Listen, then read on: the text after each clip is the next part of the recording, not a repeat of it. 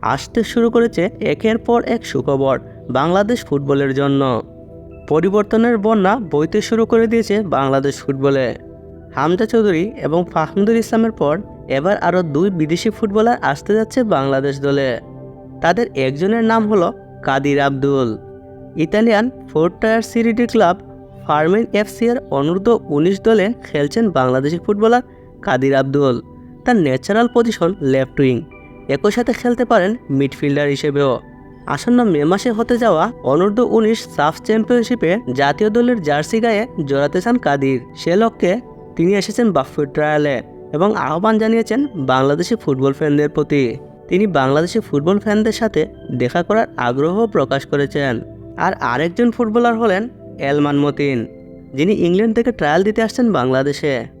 ইংল্যান্ডের থার্ড টায়ারের club Charlton অ্যাথলেটিকের college টিমের হয়ে খেলছেন 17 বছর বয়সী এলমান মতিন। এপ্রিলের প্রথম সপ্তাহে বাংলাদেশে আসবেন তিনি।